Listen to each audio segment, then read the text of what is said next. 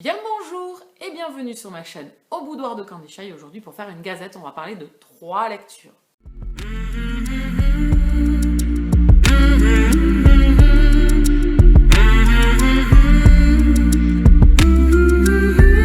On va parler d'une romance new adulte, je vais y arriver, d'une romance contemporaine et d'une romance historique.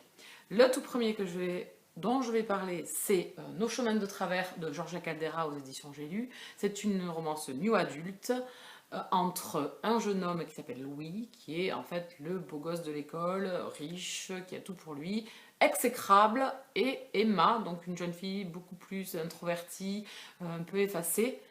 Ces deux personnages, ces deux personnes se côtoient, sont à l'école ensemble, même dans la même classe, mais un fossé les sépare de par leur comportement et de par leur caractère.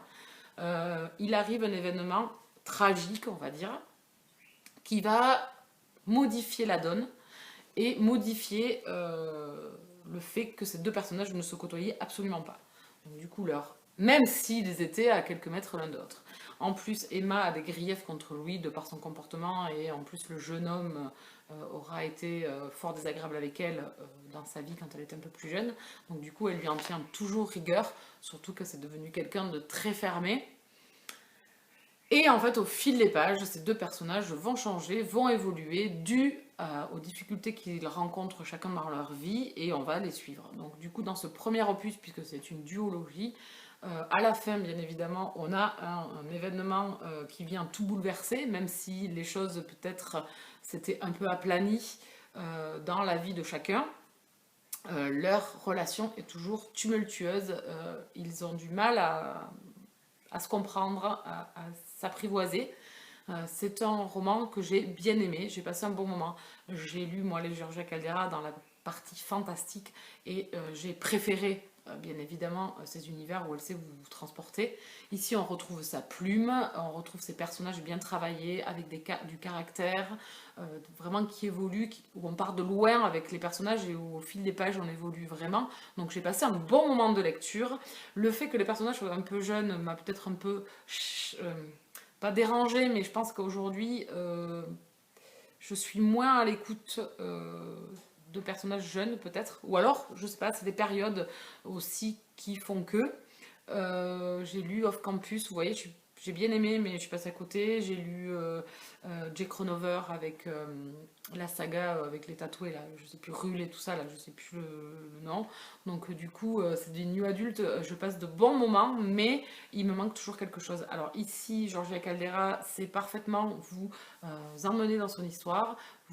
Elle a bien développé ses personnages, mais c'est pas une lecture qui m'aura plus transporté que ça, et j'ai pas vite sauté sur le tome 2 pour savoir ce qui allait se passer. Mais je le lirai de toute façon, parce que bien évidemment, je veux savoir comment les deux personnages vont se sortir de tout ça, comment tout cela va évoluer. C'est très bien porté parce qu'on n'est pas dans le mélo. Les personnages sont très bien travaillés, les caractères qu'ils ont et les confrontations qu'ils ont l'un envers l'autre sont crédibles, je trouve. On s'imprègne vraiment de ces deux personnages qui sont jeunes, qui ont 18 ans tous les deux, entre 18 et 20 ans. Du coup, c'est parfait. Je trouve que ça, c'était très très bien mené. C'est juste moi, au niveau de mon ressenti et du fait que j'ai aimé, mais je me suis pas plongée et j'ai pas eu un ascenseur émotionnel sur les événements. Voilà. Mais sinon, ça reste, c'est très prenant, c'est très addictif, les personnages sont bien travaillés, et le fait de ces emportements et de cette discorde qu'il peut y avoir entre les deux est très crédible, je trouve. Donc c'est un bon premier tome. Bien évidemment que je voudrais lire la suite, comme je vous l'ai dit. Je lui mets un 16/20. Ensuite, on reste en romance contemporaine avec La nuit dernière de Ruth Inox aux éditions Milady dans la collection Sensation. Donc c'est les vieilles parutions de chez Milady. J'avais acheté ce roman-là au Salon du Livre de Paris par le prix. C'est des lectures qui ne restent pas gravées dans la mémoire, mais qui, au moment où vous les lisez, font le taf. Voilà, vous passez un bon moment de détente. Donc ici, on suit Mary, qui est une jeune femme à qui il va arriver un petit événement dans une soirée. et ça va bouleverser sa vie. Elle va rencontrer Neve, et à partir de là, les choses vont vraiment changer pour ces deux personnages que tout oppose. Alors, Mary est la jeune fille qui prend la vie comme elle vient, qui est d'un milieu social relativement classique, normal. Elle n'est pas riche, elle n'est pas pauvre, elle est voilà, tout à fait normale. Et Neve, lui, cache quelque chose, et au fil des pages, les deux personnages vont se découvrir, puisque en fait, lors d'une seule et même soirée, on va dire que les événements s'enchaînent pour eux et va vraiment modifier la relation qui commence en fait par quelque chose de vécu. Enfin, je sais pas comment le dire parce que je veux pas spoiler. Donc en fait, cet événement va créer en fait la relation et va la faire avancer très très vite. Donc ça garde quand même de l'amusement, c'est quelque chose d'assez drôle et en même temps ça garde de la crédibilité parce que pourquoi pas, hein, toutes les relations ne sont pas faites pour se faire dans la durée, dans la longueur. Des fois ça peut se précipiter, des fois ça peut être sur un moment voilà, où tout est intense et on passe d'abord au côté désir charnel avant de passer au côté relationnel. Donc c'est ce qui se passe. Ça reste une lecture détente et il n'y a rien de rocambolesque, on sait vraiment ce qui va se passer, on sait vraiment où tout cela va nous mener, mais ça reste voilà, sympathique et savoureux au moment de la lecture. C'est sans prise de tête, ça reste des lectures milady contemporaines, voilà, classiques on va dire, rien de révolutionnaire, mais sur le moment ça fait le taf. Donc je passe un bon moment de lecture, je lui mets un 15 sur 20. Et le dernier dont je vais vous parler, c'est Les Chevaliers des Highlands, le tome 4, La Vipère, de Monica McCarthy, aux éditions J'ai lu, dans la collection Aventure et Passion. Ici, on est dans de la romance historique. Monica McCarthy, j'ai commencé cette saga, bon, ça commence à voilà, faire un petit moment. Je ne les lis pas les uns à la suite des autres, je ne les enchaîne pas assez vite, on va dire, mais j'adore. On se retrouve ici pendant le conflit qui a existé entre Bruce, qui est le roi d'Écosse, qui a été destitué et qui n'a pas pu prendre la couronne, dû au roi d'Angleterre, Édouard. Le conflit entre les Highlanders écossais et la couronne d'Angleterre est vraiment présente. Et donc, du coup, Bruce veut monter sur le trône et acquérir la couronne qui lui revient de droit.